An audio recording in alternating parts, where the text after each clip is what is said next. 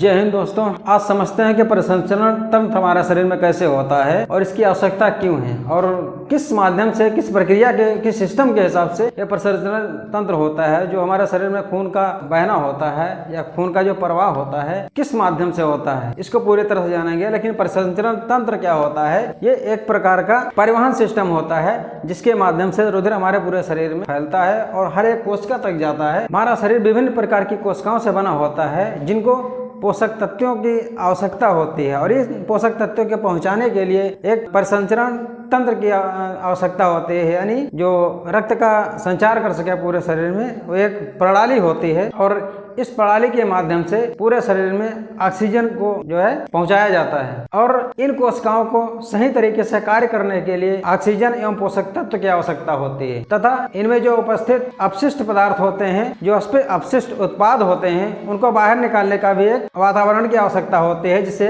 ये पदार्थ बाहर निकल सके। तो इनमें भी ये ब्लड सर्कुलेशन बहुत ही महत्वपूर्ण भूमिका निभाता है। मनुष्य का शरीर बहुत बड़ा होता है, इसलिए फेफड़े में ऑक्सीजन और आंतों में पोषक तत्व प्रचुर मात्रा में होते हैं जिनको पहुंचाने के लिए या पूरे शरीर में प्रवाहित करने के लिए एक माध्यम की आवश्यकता होती है और वो माध्यम होता है ब्लड सर्कुलेशन, क्योंकि इसी के जरिए, ब्लड के जरिए पोषक तत्व पूरे शरीर में पहुंचाए जाते हैं। लेकिन ये अंग शरीर में काफी दूरी पर होते हैं और इनको कार्य करने के लिए ऑक्सीजन की आवश्यकता होती है और इनमें जो उत्पाद होता है, यानी अपशिष्ट पदार्थ का जो उत्पादन होता है, उनको बाहर निकालने के लिए भी एक सिस्टम की आवश्यकता होती है। तो इसी सिस्टम जो पूरा मिलके जो कार्य करता है उसको ही परिसंचरण तंत्र कहते हैं और इसी परिसंचरण तंत्र का निर्माण होता है, इससे ब्लड सर्कुलेशन पूरे शरीर में प्रवाहित होता है। और यह परिसंचरण तंत्र पूरे शरीर को आपस में जोड़ता है और इस प्रक्रिया में दो प्रकार से कार्य होता है। एक होता है ये ब्लड सर्कुलेशन और एक होता है लसिका तंत्र।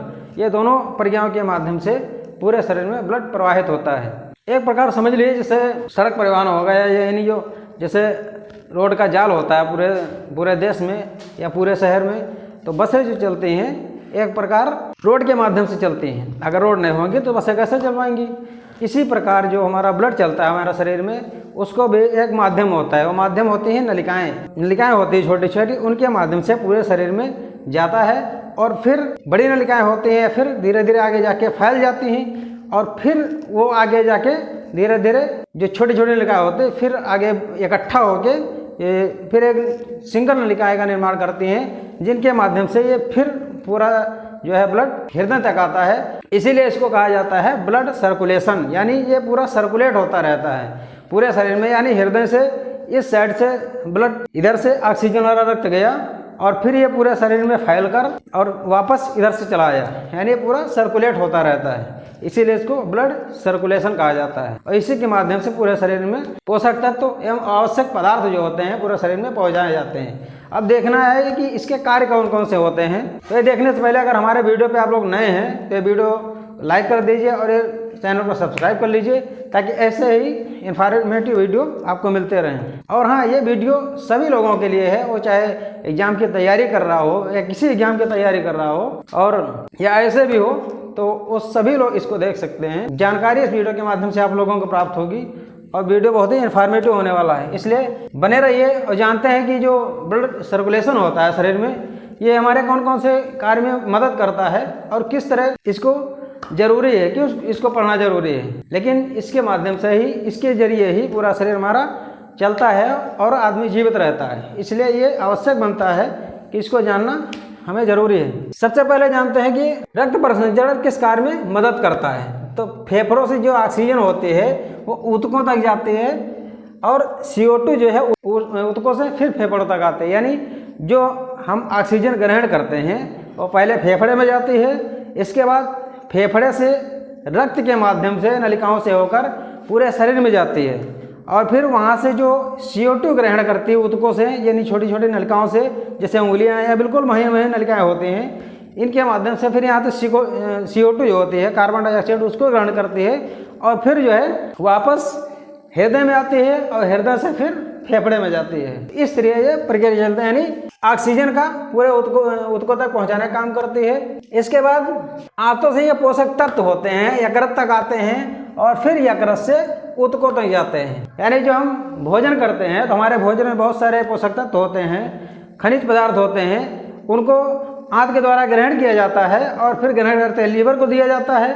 लीवर क्या करता है, पूरे शरीर में ऊतकों तक पहुंचाता है। किसके में? खून के माध्यम से, यानी ब्लड के माध्यम से पूरे शरीर में पोषक तत्व पहुंचते हैं। और फिर आगे ये वहाँ से अपशिष्ट पदार्थ लेकर वापस फिर आते हैं, यानी कोशिकाओं से अपशिष्ट पदार्थ लेकर किडनी तक जाते हैं। पोषक पदार्थों को लेकर गए वहाँ पूरे शरीर में कर फैला दिया, उसके बाद वहाँ से जो अपशिष्ट पदार्थ मिलते हैं उसको किडनी तक लाता है। ये यानी ब्लड के द्वारा ही किया जाता है। इसके बाद कुछ अपशिष्ट पदार्थ जो होते हैं त्वचा और ग्रंथियों से भी उत्सर्जित होते हैं, उनको शरीर में उपस्थित विभिन्न ग्रंथियों की आवश्यकता से मेटाबोलाइट्स पहुंचाना। अपशिष्ट पदार्थ कुछ हमारे त्वचा से भी निकलते हैं, ये भी खून जो है पूरे शरीर में प्रवाहित करता है, उसके माध्यम से निकलते हैं, और कुछ ग्रंथियों द्वारा अपशिष्ट पदार्थ भी बाहर निकाले जाते हैं। इसके बाद आवश्यक इलेक्ट्रोलाइट और खनिजों का परिवहन करता है। चोट लगने के बाद घावों को भरने में और संक्रमण को रोकने के लिए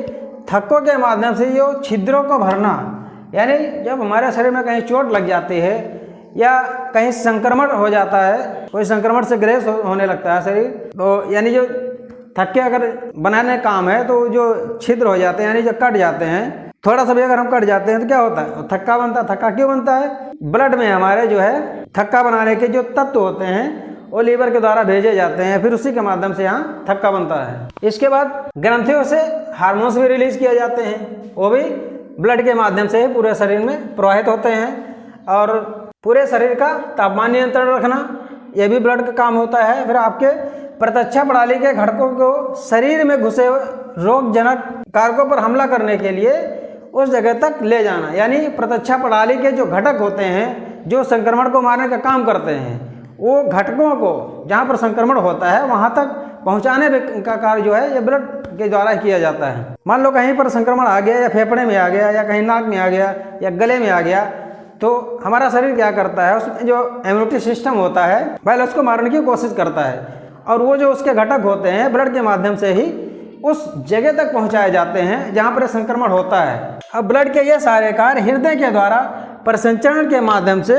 शरीर के विभिन्न अंगों में संपन्न होते हैं। यानी ये जो हमारा शरीर है, यानी ये जो कार्य है शरीर में जो ब्लड सर्कुलेशन होता है उसी के माध्यम से ये कार्य तो ब्लड करता है, यानी ब्लड में जो उपस्थित पोषक तत्व होते हैं, एंजाइम होते हैं, उनके द्वारा किया जाता है। लेकिन ब्लड को पहुंचाने का काम हृदय करता है, और हृदय के द्वारा ब्लड को पूरे शरीर में पहुंचाकर छोटी छोटी वाहिनियों के माध्यम से उस जगह तक पहुंचाया जाता है यहाँ पर उस तत्व की आवश्यकता होती है, यानी पूरे शरीर में प्रवाहित किया जाता है। और आज इस क्लास में केवल हम परिसंचरण तंत्र के बारे में जान रहे हैं। इसके बाद अगली क्लास में हृदय के बारे में जानेंगे, यानी ये क्लास कम से कम 2 से 3 पार्ट में होने वाली है, क्योंकि एक पार्ट में पूरा कर पाना क्लास बहुत लंबी हो जाती। अभी तक हम जान रहे थे कि रक्त प्रवाह हमारे शरीर में कैसे काम करता है, लेकिन अब जानेंगे कि रक्त प्रवाह जिस माध्यम से कार्य करता है वो होते हैं नलिकाएं होती हैं, यानी वाहिनियां होती हैं, जो 2 प्रकार के होते हैं, एक धमनी होती है और एक शिराएं होती हैं। तो धमनी और शिराओं को जानेंगे, इसमें क्या क्या अंतर होता है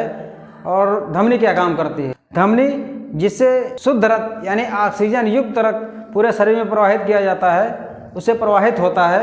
और शिराएं वो होती हैं जिनके माध्यम से पूरे शरीर का जो CO2 या जो अब अशुद्ध रक्त होता है वो हृदय तक आता है, यानी धमनी के माध्यम से शुद्ध रक्त जाता है और शिरा के माध्यम से हमारे हृदय तक आता है। तो इसलिए जानते हैं क्या क्या विशेषताएं हैं इनमें। धमनी जो होती है वो हृदय से शरीर तक, ये मेन चीज यहाँ पे है, हृदय से शरीर तक रक्त को ले जाते हैं। कौन सा रक्त ले जाते हैं? जो शुद्ध रक्त और ऑक्सीजन युक्त होता है। धमनी जो हमारी होती है वो शुद्ध रक्त एवं ऑक्सीजन युक्त रक्त जो होता है उसको ले जाती है, पूरे हृदय से पूरा शरीर में पहुंचाते हैं। और ऑक्सीजन युक्त होता है इसीलिए इसका रंग लाल होता है, ऑक्सीजन के वजह से इसका रंग लाल होता है। और ये बहुत ही उच्च दाब यानी हाई स्पीड से जाता है, जिसकी स्पीड 120 होती है। ये जो है बहुत ही स्पीड से फेंका जाता है, यानी हृदय के द्वारा ब्लड बहुत तेजी से फेंका जाता है ताकि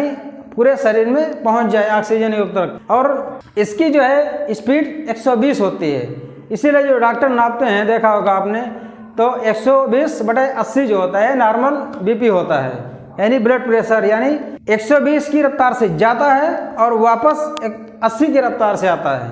और इसमें जो है वाल्व नहीं पाए जाते हैं, यानी ये जो धमनियाँ होती हैं इसमें वाल्व नहीं होते हैं, क्योंकि अगर वाल्व होगा हाई स्पीड से पंप करेगा और रक्त जाएगा तो उसमें वापसी कर देगा, वापस भर जाएगा तो फिर हार्ट को दिक्कत होगी। इसलिए यहाँ पे भगवान जानते थे और इसीलिए बहुत ही कायदे से इसका निर्माण किया, बहुत अच्छे तरीके से बनाया। इसमें वाल्व नहीं लगाया क्योंकि जब ब्लड पंप करे, यानी हृदय जो हमारा स्पीड से पंप करके फेंके ब्लड को, तो बहुत ही स्पीड से जाए और पूरे शरीर में पहुंच जाए, जहाँ जहाँ ऑक्सीजन की मात्रा होती है, यानी छोटी छोटी केशिकाएं जहाँ तक होती हैं वहाँ तक पूरा ब्लड प्रवाहित हो जाए। इसीलिए इसमें वाल्व नहीं लगाए गए। और ये बहुत ही गहराई में होते हैं, यानी देखा होगा ये जो धमनी होती है ये अंदर होती बहुत गहराई में, क्योंकि अगर स्पीड से जाएगा, अगर गहराई में नहीं होगी तो फट भी सकती है, तो इसलिए इसको बहुत ही गहराई में स्थापित किया गया। और ये पिचकने वाली नहीं है, ये बहुत हार्ड होते हैं, बहुत मजबूत होते हैं, जो पिचकती नहीं है। और इसके जो मध्य में होता है, मिडिल में, यानी नलिकाएं होती हैं, नलिकाएं के मध्य में होता है, उसको ट्यूनिका मीडिया कहा जाता है, मध्य स्तर को, जिसमें क्या होता है कभी कभार जिससे वसा या कोलेस्ट्रॉल की मात्रा अगर बढ़ जाती है तो इसके जो अंदर वाला जो साइज होता है उसमें चिपकने लगता है, और जब चिपकने लगता है तो खून जो की रफ्तार होती है उसको अवरोधित करने लगता है। उसमें क्या होता है कि नसें फट भी सकती हैं और बीपी बढ़ भी सकता है। इसीलिए जब उसमें जब अवरोधक हो जाता है तो पंप हमारा बहुत स्पीड से फेंकता है ब्लड को, लेकिन जो अवरोधक होता है तो यानी दाब ज़्यादा लग जाता है, इसलिए हार्ट पे मेहनत ज़्यादा करनी पड़ती है और इसलिए बीपी बढ़ जाता है। इसके बाद सिराएं जो होते हैं इसका एकदम उल्टा होता है। सिराएं जो होती है शरीर से जो ब्लड आता है शरीर से हृदय तक लाते हैं, और इसमें अशुद्ध रक्त होता है, अनाक्सीकृत रक्त होता है। इसका रक्त नीला होता है। ये जो ऊपर वाली देखा होगा, जो यहाँ पे हाथ में जो ऊपर नीले कलर के दिखाई देते हैं, यही सिराएं होती हैं और इन्हीं के माध्यम से रक्त जो है हृदय तक जाता है। और निम्न दाब यानी ये जो वापस होते हैं तो ये 80 की रफ्तार से जाते हैं, क्योंकि इनमें जो है वाल्व लगी होती है, और वाल्व इसलिए लगे होते हैं क्योंकि पूरे शरीर में फैलते फैलते रक्त की स्पीड थोड़ा कम हो जाती है, और जब वापस आता है तो ये स्पीड कम होने के कारण कहीं ऐसा ना हो जाए कि कहीं पैरवा में रुक जाए और जो है पैर फूल के बड़ा हो जाए, जैसे फाइलेरिया कहते हैं, हालांकि ये अलग का विषय है, लेकिन इसीलिए इसमें वाल्व लगाए जाते हैं ताकि,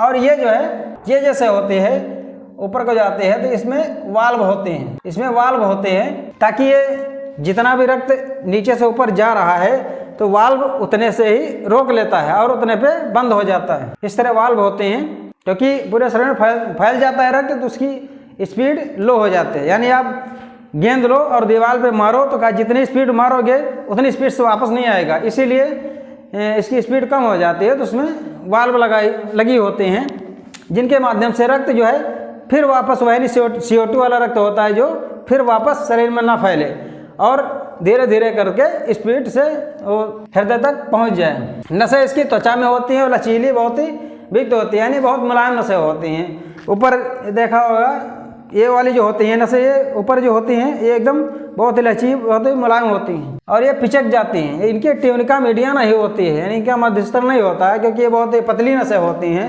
ल्यूमेन गुहा जो है इनकी बड़ी होती है। अपवाद कुछ बताया जाता है, लेकिन ये अपवाद नहीं ये है, क्योंकि फुसफुस धमनी में तो शुद्ध रक्त जाता है, लेकिन जो फुसफुस धमनी है उसमें अशुद्ध रक्त जाता है। इसी तरह ये जो सिराएं होती हैं इनमें तो अशुद्ध रक्त जाता है, लेकिन जो फुसफुस सिराएं होती हैं उसमें शुद्ध रक्त जाता है। ये क्यों जाता है?